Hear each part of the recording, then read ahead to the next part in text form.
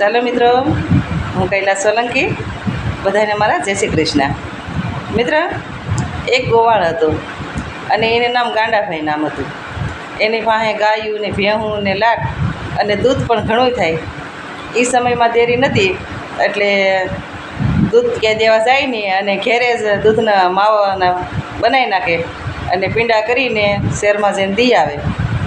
એક જે શેઠ હતો એને કાયમી દેવા જાય, વારે વારે જ્યારે થાય ત્યારે દેવા જાય તો શેઠને ગાંડાભાઈ ઉપર ભરોસો આવી ગયો અને ગાંડાભાઈને શેઠ ઉપર ભરોસો આવી ગયો. વર્ષો સુધી હાલ્યું.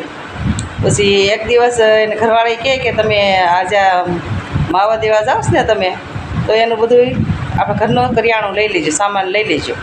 તે ગાંડાભાઈએ કીધું કે આલ્યો શેઠ આ બધા માવા અને મને આજ કરિયાણું બધું આપી દો. તે ગાંડાભાઈને તો બધું કરિયાણું શેઠે આપી દીધું અને એ તો ખુશી ખુશીથી ઘેરે વી આવ્યા. શેઠે જે માવો હતો ને એનું પેકેટ પીંડો હતો એ લઈને ત્રાજવામાં મેલ્યો એટલે 900 ગ્રામ થયો, કિલામાં 100 ગ્રામ ઓછો રહ્યો.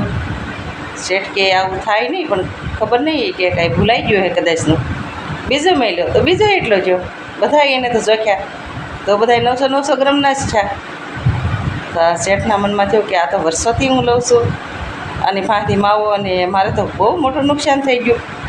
અને આવી રીતે કરે નહીં, પણ આવી રીતે માણસ લાગતો તો નથી, પણ ખબર નહીં કે હવે પાછો આવે ક્યારે. થોડાક દિવસ થયા તે પાછા દૂધના પીંડા બનાવી માવાના ને દેવા ગયા. તો આલ્યો શેઠ ગયા માવો, હું માવો લઈ કે એટલે હું તારા ઉપર કેટલો મેં ભરોસો કર્યો અને કેટલું તારા પર વિશ્વાસ રાખીને હું જોખ્યા વિનાનું બધું તારી પાસેથી સામાન માવો લઈ લેતો હતો, દૂધના પીંડા. તો તે આવી રીતે વિશ્વાસઘાત હું લેવા કર્યો?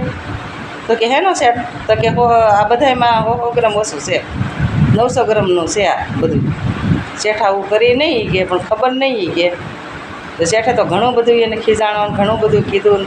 ગાંડાભાઈ તો સાના મુના સાંભળીને પછી એને એન્ડ વખત ઉપર કીધું કે શેઠ, જ્યારે હું તમારી પાસેથી સામાન લઉં ને ત્યારે હું તમારી પાસે 1 કિલાનું મોરસનું પાકીટ અલગ કરાવું છું. કે અમે નાના માણસો, અમારી પાસે તોલા ન હોય, એટલે જે તમે મોરસ આપો છો ને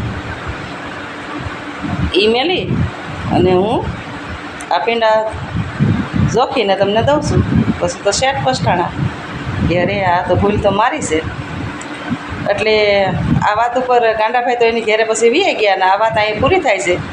પણ આમાં આપણે બેસિક્સ જરૂર મળે છે આ વાત ઉપર આપણને, કે જેને તમે જાણી જોઈને ખોટું કરો ને તો ભગવાન ઓલાને અજાણતાય તમારી પાસે ખોટું કરાવે અને હિસાબ ચોખ્ખો કરાવે. એટલે પરમાત્માએ પહેલેથી જ લખેલું છે કે તમે જેનું ખોટું કરો ને એ તમારું ઓલાને ખબર ન હોય ને તો અજાણતા એ ખોટું કરીને તમારી પાસેથી લઈ લે. એટલે મિત્ર, આ વાત તો અહીં પૂરી થાય છે.